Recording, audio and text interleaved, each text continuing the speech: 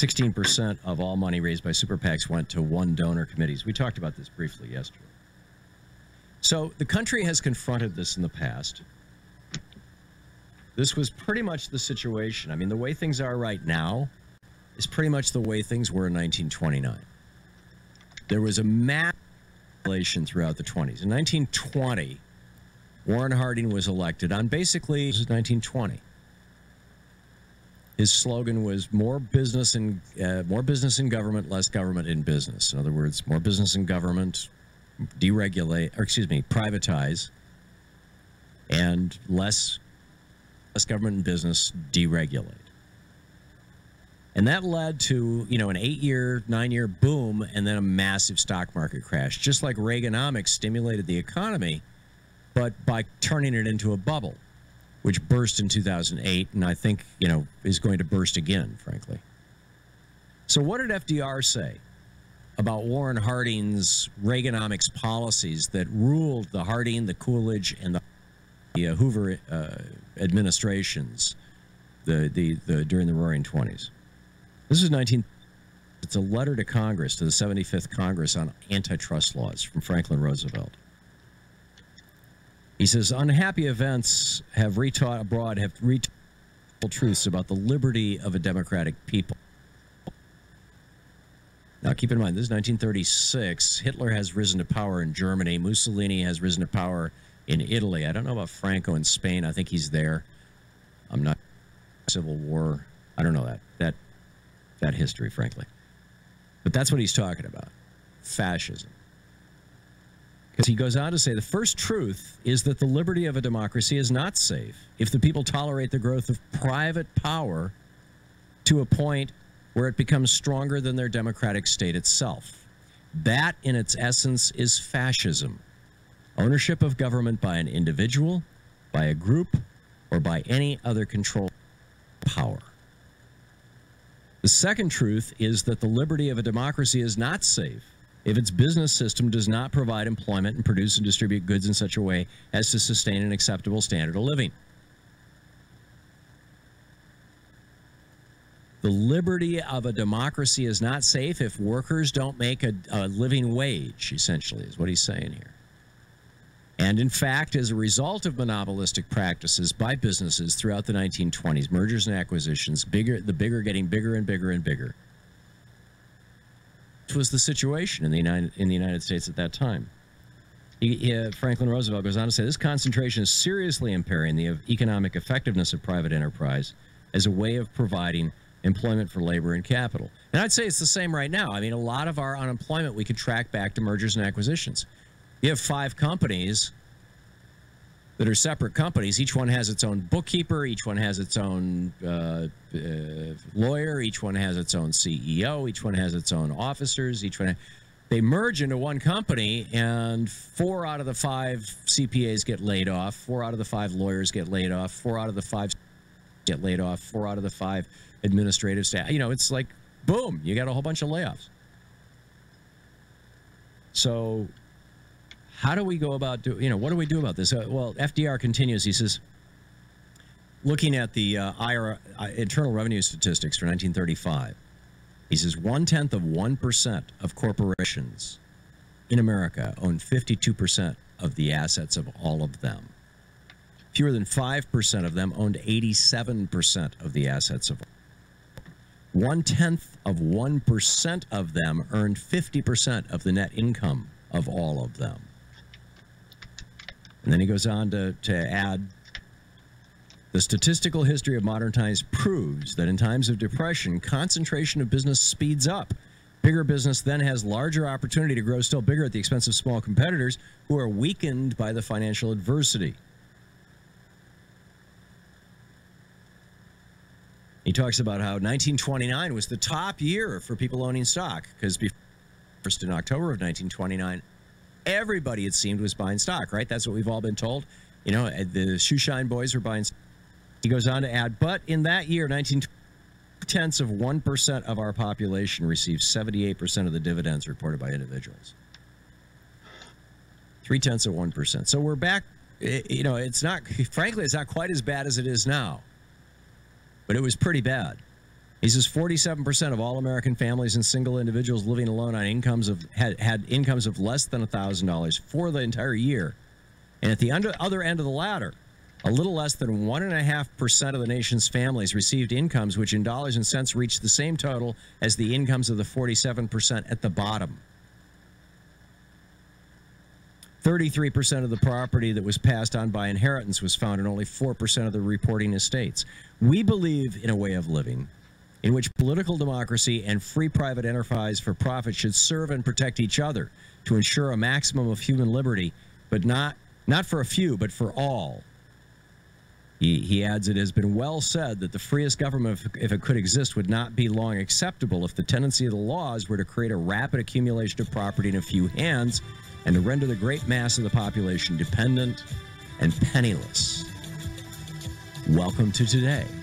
FDR goes on to diagnose the problem, and then he offers some very specific solutions. And I want to put those in historical context, too. So stick around and pay attention. This is amazing stuff going on. We'll be back. Okay. So now we have the idea of where we are with fascism. So I want to take us and think about what one of the things that Trump has said. One of the things, if you heard them say, if you say a lie over and over again, the lie becomes the truth. It becomes people's truth. That's what they believe. It doesn't make it truth. It just becomes what people see as truth. So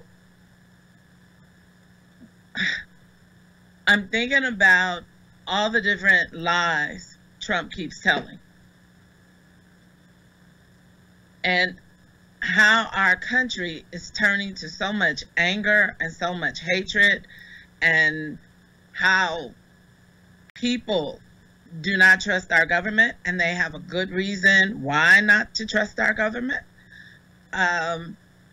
because our country has actually turned to fascism. Let's look at it. It was supposed to have been a republic. A republic was controlled by the people. It's no longer a republic. And we were told, it was said by Adams or Jefferson, if we ever move from the republic to a democracy, that we would begin to have problems with inequality of wealth. That's exactly what we have. So I have a couple things that I really want to focus on with the fascism. One, we need to look at what our elected officials tell us versus what they do.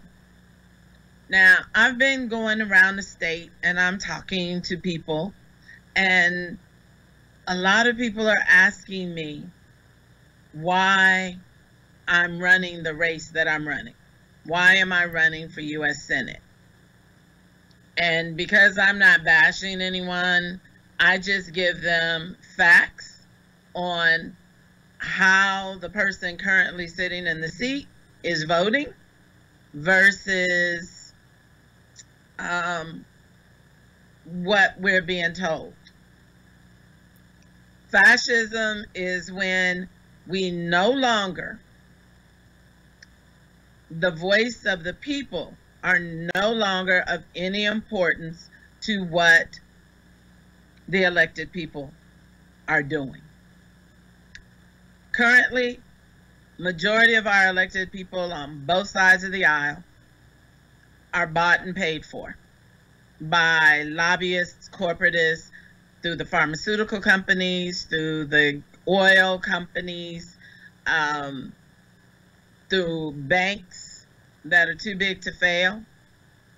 And who's losing in that case? We are. Which is why we have such a problem with homelessness. The money today, the dollar today, is worth what the dollar was worth in 1920. Okay? So as far as the dollar went in 1920 is as far as that dollar is going today. With that, causes two problems, or a lot of problems. But one, the cost of living has continued to go up. So if the cost of living is going up and wages, living wages, minimum wages, whatever you want to call it, has not moved since 1970, then what people were making in 1970 has less value today than it did in 1970. It's more like 1920. This is why we're having the problems with homelessness, with people not eating. This is why we're having the problems with medication and people not being able to afford their medication problems.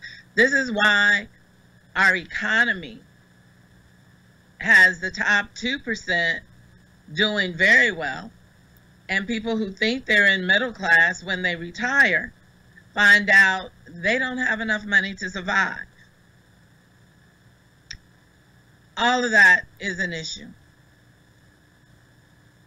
One thing I'm thinking about right now, and I want to address this issue, and fascism, I think, is a great way to address the issue. Again, if you tell a lie enough, people will begin to believe that lie. Okay? Doesn't matter what the truth is, people will begin to believe that lie. So right now, I want to talk to you about a lie that has been perpetrated on me by some DNC party leaders in the area. And this lie has been going and changing since 2012. And the reason I'm bringing it up now is because I'm doing things, I'm getting out there, and people are having to speak up against this lie. So let's just get it squashed. In 2012, I made 2 comments about Planned Parenthood. The first comment I made about Planned Parenthood, I stated I have an issue. I didn't say I hated it. I didn't say I wouldn't use it or don't use it. I didn't say I wouldn't recommend it. I said I have an issue with Planned Parenthood because as a Black woman, I know Planned Parenthood was founded to annihilate the Black race, minorities, and poor people. So a woman began, as she saw me in the community, she would bring people over from Emily's List, or she would bring people over to me from Planned Parenthood. And I would tell them exactly what I just said. My second issue was I used to say, and I did say, I think women need counseling before they have an abortion. That's what I said. Now, I think the counseling, because I'm a therapist, counseling is what comes. But in reality, it should be, women should have a pre-op and a post-op. So they're not taking care of the women the way they should. Now, I've heard there are some agencies that do, but overall they don't. Okay? And this was told to me. They said they don't have the money for it. And so now I'm saying pre-op and post-op. Okay? That's what I said. I've been said I hate Planned Parenthood. I'm against Planned Parenthood. I'm pro-life. I'm all of these different things. But that's not what I said. What I said is I have an issue with Planned Parenthood because it was founded to annihilate the Black race, minorities, and poor people. I also stated I think they need to do counseling. And as I said now, I've changed that to say pre-op and post-op. So I'm bringing this up because it continues to come up. It's like something that won't die. It just keeps coming up. So I'm getting this out. It's going to be on YouTube. It's going to be on Facebook. Because in a way, I really want to thank the people who have continued perpetrating this lie. Because in 2017, okay, let me go back a little bit. When I spoke to the people at Planned Parenthood and I said something about it, they said that's not what we believe. Okay, remember, I'm a therapist. We have to do notes. If it isn't written, it didn't happen. If it isn't written, it didn't happen. So this fascist lie has actually caused Planned Parenthood to put it in writing. That's all I was asking. That's all I was asking. I wanted them, if you no longer believe that Margaret Sanger, or you believe what Margaret Sanger believed when she started Planned Parenthood, put it in writing. That's all I was saying. They have now done an extensive piece on where their beliefs are and what it is. That was it. The second part, the reason I believe I know it's factual, they need to deal with pre-op and post-op for women, is because of our bodies. Just because a person has an abortion does not mean that person's body knows what's happening. There's hormones that are still going to be affected, which is going to affect the body and it's going to affect the mind. Women have, I personally am pro-choice. Always have been. No, I take that back. I was raised as a Catholic, so I was taught pro-life. But in high school, there were girls that were forced to have abortions. And I watched the effect on those girls with their abortions. Every year, the same day. And it was because they were forced. No one can tell a woman what she can do with her body. I'm now saying if you believe in pro-life, then you believe that when a child is born, that child should have food, clothing, shelter. That child should have the opportunities of a good education. That child should have opportunities where they're loved, they're nurtured, they're able to go to college, they're able to move forward. They're not going to have to worry about putting their hands up and telling police when they come, I don't have anything. I don't have any weapons, which we've still seen done, and they're still killed. Okay? Pro-life means you want that baby that comes out to be able to have a good quality of life. Now, if you are pro-birth, all you care about is that baby coming out the womb. You don't care if the mother was raped. You don't care if it was molestation. You don't care if the baby came from being trafficked. You don't care the environment of the baby. Is it drug impacted? Is it going to be in a drug impacted? Is it going to be involved with domestic violence in the house? See, I've worked with families that have had this. It doesn't work.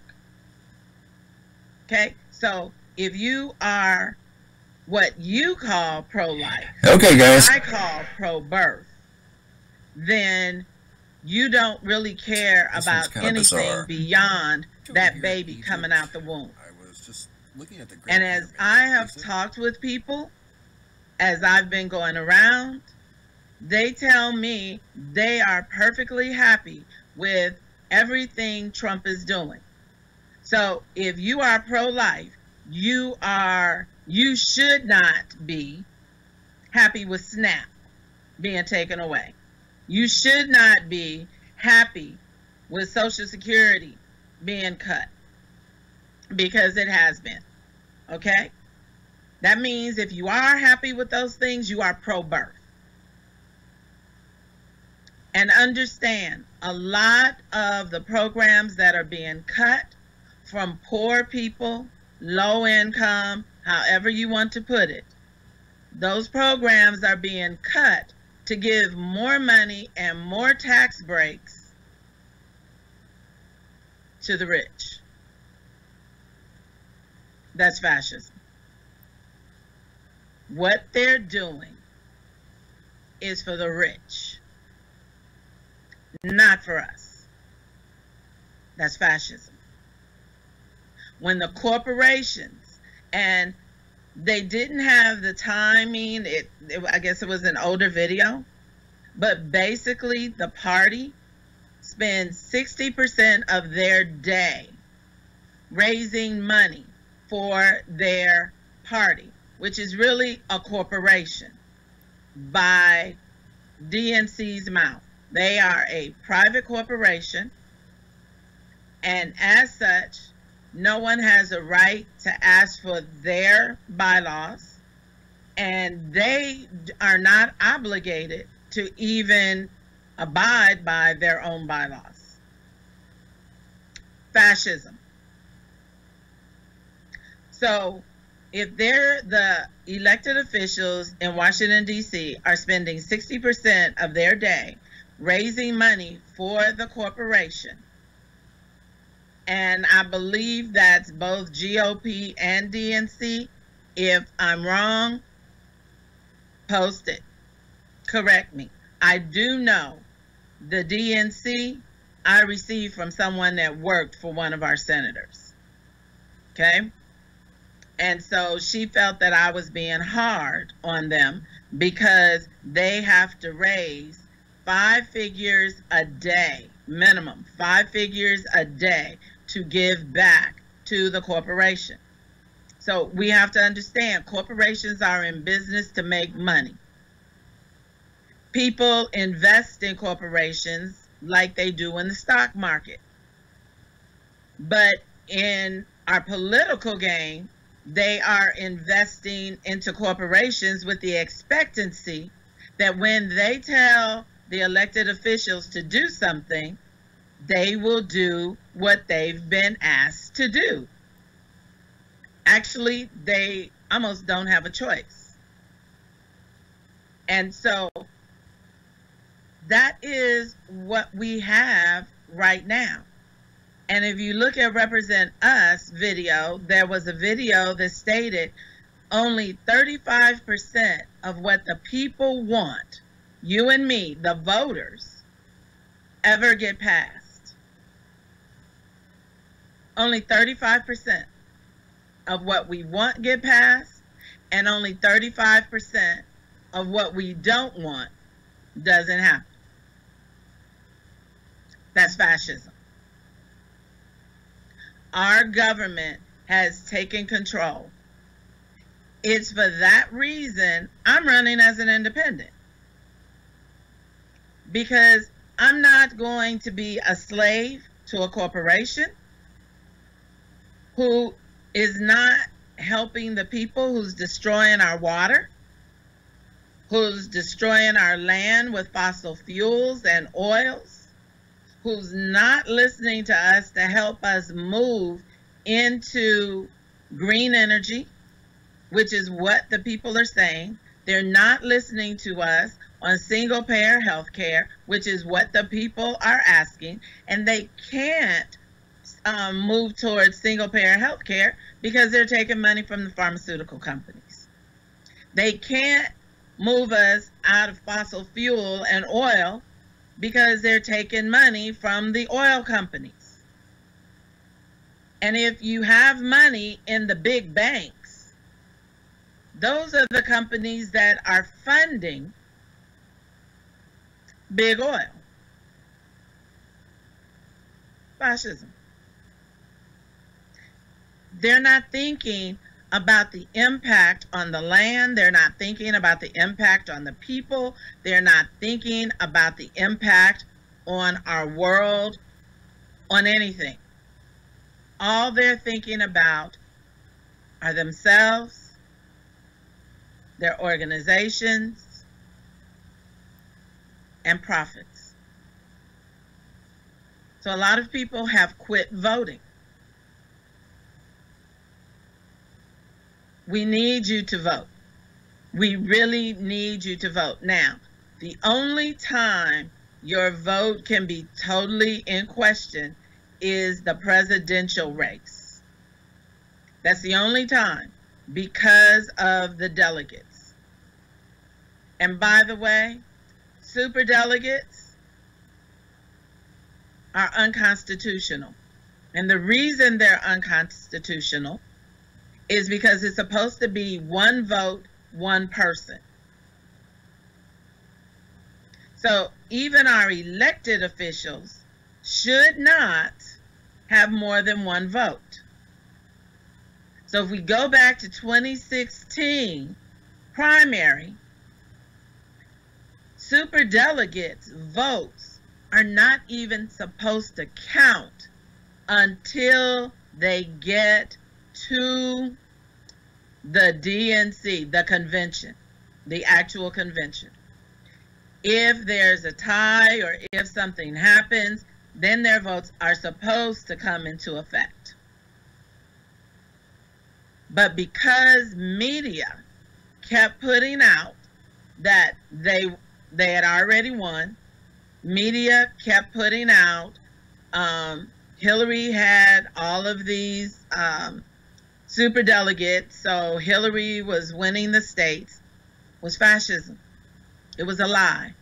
It was a lie, and the truth was nowhere in that, and it was done to keep people from voting who they wanted to vote for, or to keep people from voting. Fascism. Voter suppression. Fascism. So in a regular race, and we really need to go to paper ballots. In Washington State, we have mail-in ballots. So we have to fill those ballots out and then mail them in. So they have those ballots. And therefore, we can question an election and the votes. Okay? So we do have that, but we need to go, everyone, with paper ballots so that there is a means, a way to check. Okay?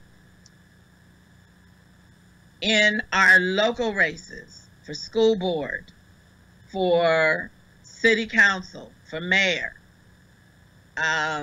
commissioners, county councils, all of those things, U.S. House, U.S. Senate, State House, State Senate, all of those, we need your votes. Those are the people who are making the laws for us right now.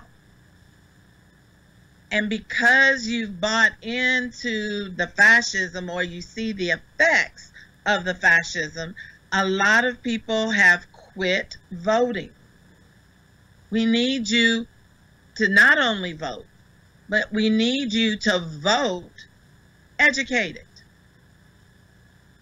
There's an app that you can get on your phone, and I believe it says the Capitol, and it's navy blue and it has a picture of the Capitol on it, you can actually download that app onto your phone and look up bills and look and see how your senators and your U.S. House reps are voting.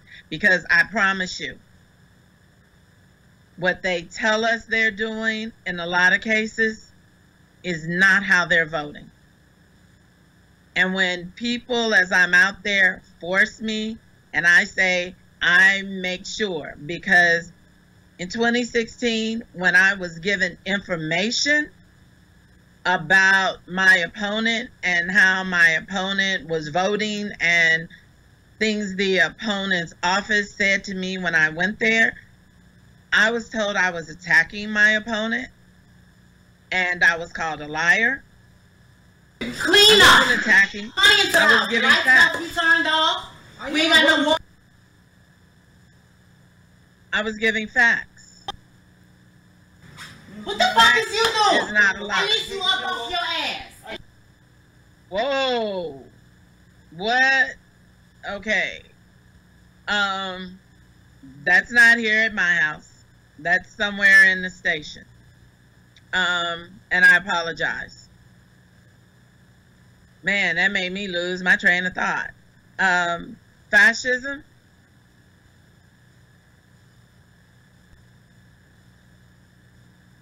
Does not want our children to be educated. Because if they are educated, they will be able to think. They will be able to critically think. And they will be able to see and get the lies, especially the generations coming up and the way they are on the computers. We have to check everything. Everything. Because our country is no longer a republic. Okay? I'm talking fascism. I'm talking financials and what's going on in our country financially. Financially, I'm reading this book called something with inequality.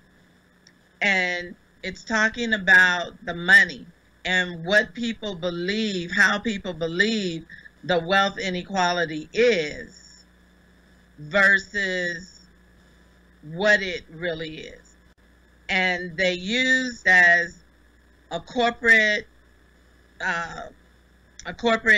manager, supervisor, executive making $25,000 and an entry-level laborer making $11,000. Okay, that was how they put that together. $25,000 to $11,000 was 25 to 1. Most people believe that ratio, 25 to 1, is about right of what it is and what it should be. What the highest wage in corporations are versus entry-level wages for workers just coming in. Let me tell you what it really is. It is 849 to 1. So take that 25,000 and multiply it by 849. And then take that 11,000 and keep it at 11,000.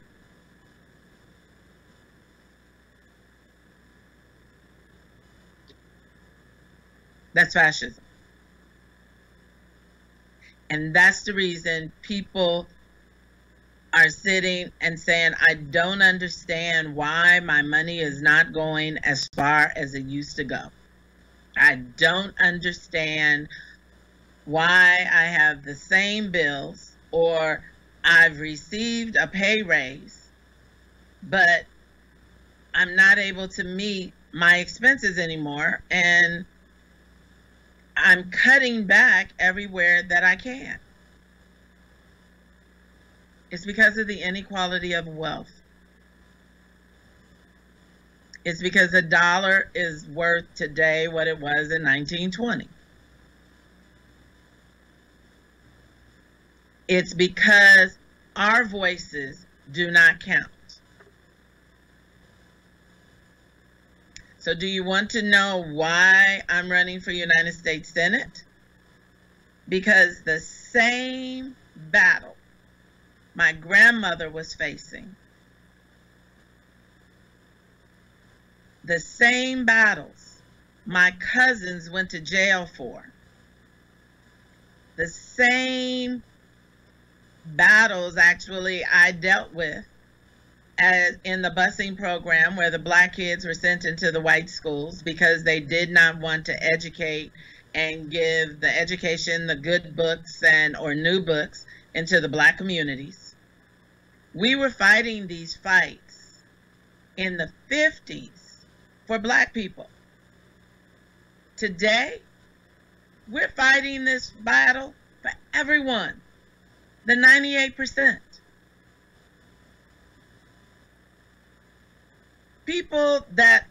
Majority of people that are filing bankruptcies are for medical. Yet we have senators for our state who voted against negotiating lower price pharmaceutical drugs. Let me say that again. Senators from Washington State and Cory Booker voted against negotiating prices for pharmaceutical drugs. Now, I went through that bill. I was up all night. There was nothing in that bill that was crooked that would have made them do so. They weren't answering their phones. When they finally came out, they said it was because they could not see, there was no way to check to make sure that the drugs were being packaged appropriately. Okay, here's the problem. The drugs are manufactured in the United States. The drugs are packaged in the United States. But because of the NAFTA bill, which both of our senators voted for, we cannot get those drugs lower than what they can send them to other countries for. So we can negotiate lower prices on drugs with Canada, just across the water. So the drugs are manufactured here, they're packaged here, they're sent to Canada. All Canada has to do is turn around and repackage it, not even repackage them, readdress them and send them back. But they said no.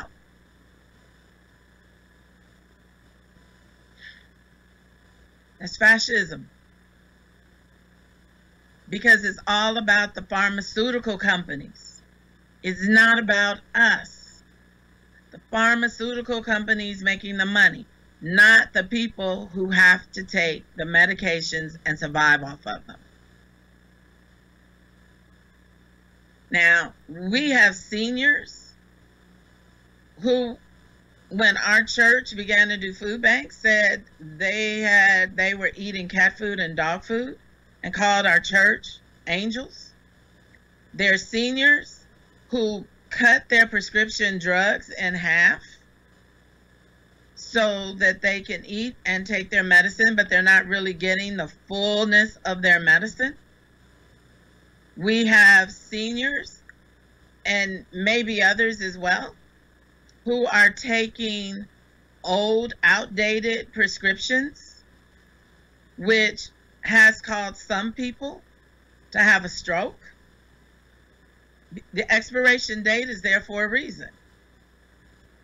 Yet, we have a Senate and a Congress that do not want to lower prescription drug prices. They do not want universal health care or single-payer health care. Pharmaceutical companies would be affected, and insurance companies would be affected. These are two companies they're getting money from. Now, I have to give Cory Booker props. When he started catching the heat on the pharmaceutical drugs, he gave his money back. I haven't heard anything here. Okay? So, issues we were fighting for in 1950, issues we were fighting for in the 60s and 70s for black people, we're now fighting for the 98%, and that's fascism. That's fascism. And the only way we're going to change that is if we change the House and the Senate and who's in there. That's the only way that's going to change. We have to change who's representing us. There's some people who are working inside the party. I've been through too much. I have to work from the outside. Okay? I'll work from the outside. I'll work with those who are working from the inside. But I can't be beholden to spending 60% of my time if I'm in office raising money for a party that hasn't done anything for me. Now, when I say for me, I'm talking for black and brown people and poor white people. But let's look at the 13th Amendment. The 13th Amendment says slavery has been abolished unless you've been convicted of a crime. That means if you've been convicted of a crime, then you're back to being slaves. And is that the reason private prisons are doing so well? Because, see, fascism is when the capitalism has taken over the country.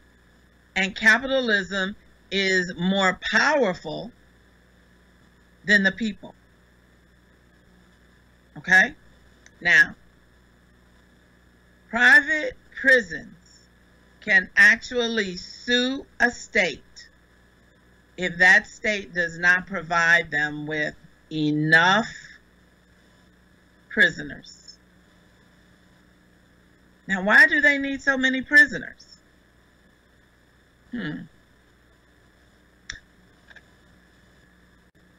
Well, they need prisoners because they have contracts with corporations. And the contracts they have with corporations are labor jobs. So people think all the jobs are going down south, or all the jobs are going to foreign countries, when in fact, probably the majority of the jobs are right here in the U.S. in private prisons. And prisoners are being worked like slaves because they don't get paid. That's fascism.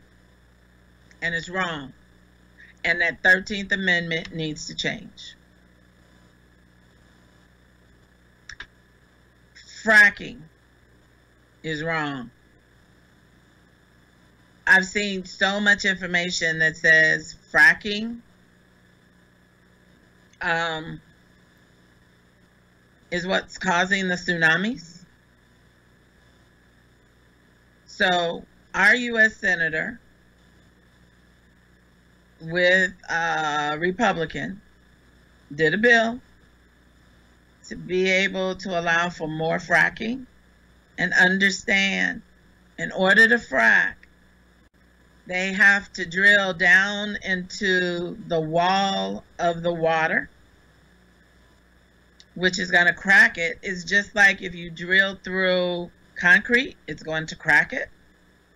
And then the cracks will begin to go just like they do in concrete, which is going to cause a break. And that's what's causing the tsunamis. So, understand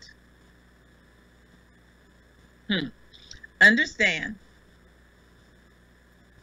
LNG plant that is going up in Tacoma with the wrong permits can only be not built, but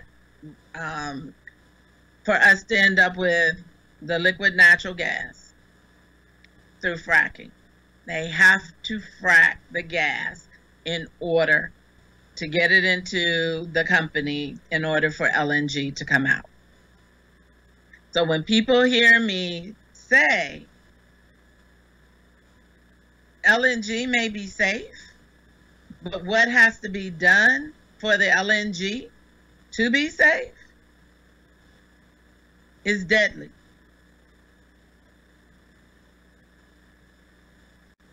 Are jobs really worth that?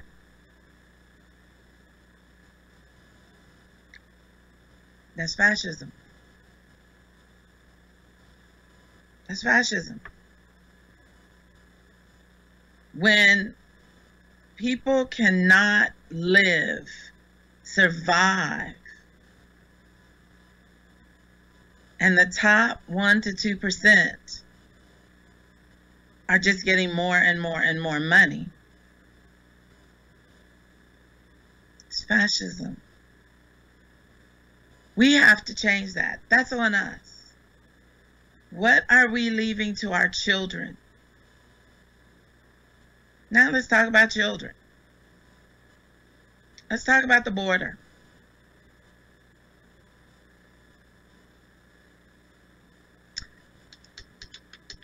No, I'm not.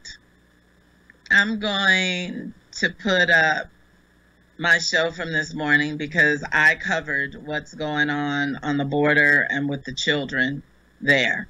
That's a radio show, so yes, I'm going to leave that alone because that really that touches every nerve in my center. Okay? That just touches every single nerve. That we have people who are coming to the border, which is what they're supposed to do, to ask for asylum, and their children are being taken away from them. And then they're moving the children and the parents to different states and losing track of where they are. When child sex trafficking has become so prevalent in the United States, it's no longer just in third world countries, but Washington State is number one.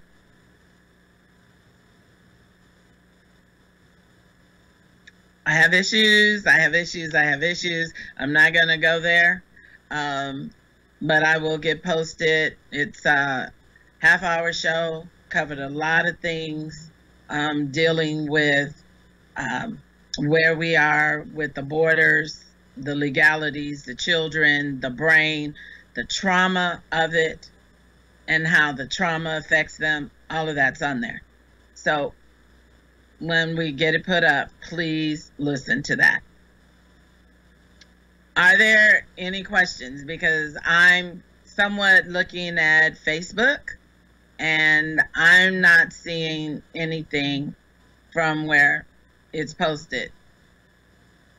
Do you have questions? Do you have issues? Do you have challenges? Let me know so we can talk about it. Because we have to stop what's going on in the U.S. We, all of us, okay? We fought against No Dapple. Granted, we lost.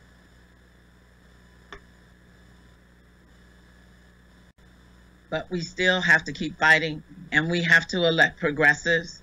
We have to elect people who are concerned about income inequality, who are concerned about jobs, who are concerned about wages, who are concerned about health care and single payer and universal, and are concerned about our regressive tax structure, who are concerned about the lives of the people in this country, in our states.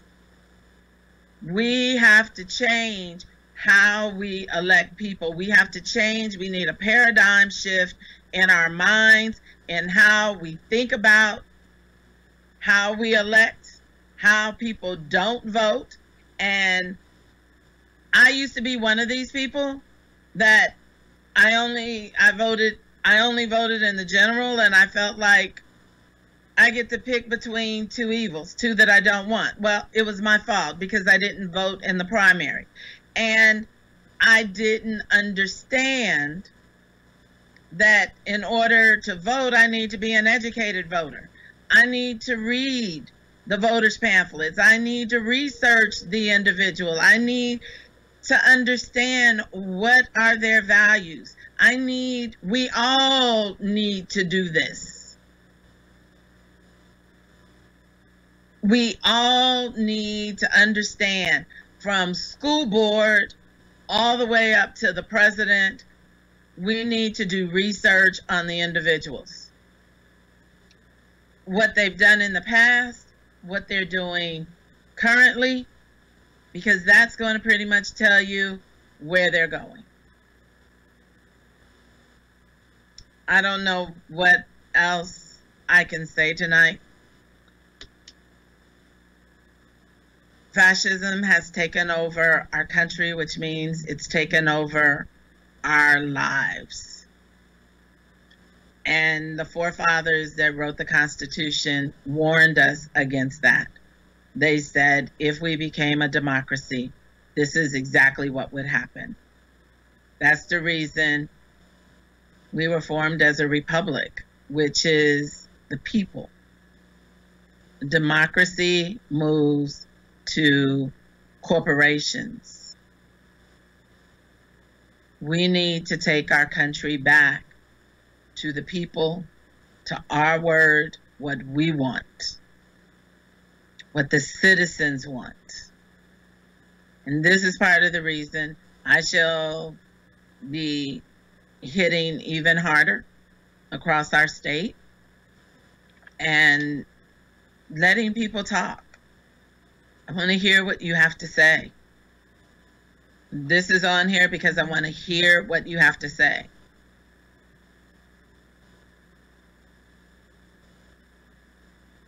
We're trying to tell our elected officials what we want. They're not listening.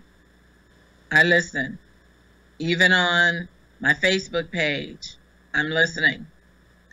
We'll have the new website up soon. We'll be listening. But we need you to vote. And if you live in Washington State, we need you to vote between August 1 and August 7. August 1 and August 7 is when we need you to vote in Washington State for the primary. Now, granted, I'm going to let you know, there are 29 of us running for the United States Senate here in Washington State. There are 5 Democrats, 5 independents, 14 Republicans, and the rest are different groups. Start doing your homework. Who is going to represent you? I don't care what party they're in. Who's going to represent you? Now, for those who don't know, I was born in the projects in Chicago with a midwife and my mom. I lost my mother to cancer 6 months after she was diagnosed. And I was 7.5. My brothers and I were split. I've gone through. That's the reason, if you look at my website, my volunteerism is it's out there. Because if it wasn't for my dad understanding how dysfunctional he was, and my grandmother and my great aunt and my dad putting me in organizations that gave me a very well-balanced life, I could be a statistic instead of running for U.S. Senate. And to be real honest, if I hadn't been in the busing program, I could probably still be a statistic instead of running again for U.S. Senate. But I need people to see fascism has taken over our country. I'm running for U.S. Senate. I'll be asking for your vote. We'll be coming on this week. This was kind of off the cuff because I've been so busy. I forgot to book part 2 of the homelessness crisis. So next week we will have part 2 of the homelessness crisis. We should be on the air by 8 o'clock, and we'll be talking about the small cities. I have a young lady that's involved with the Small Cities program. She's involved with environmental protection. She's a green policy. She's with water. She's been over in Uganda, working in Uganda, helping them over there to be able to grow their own foods. She can show people how to grow their own foods in their own homes. There's a lot, and we're going to cover those. So I want to tell you, inbox me.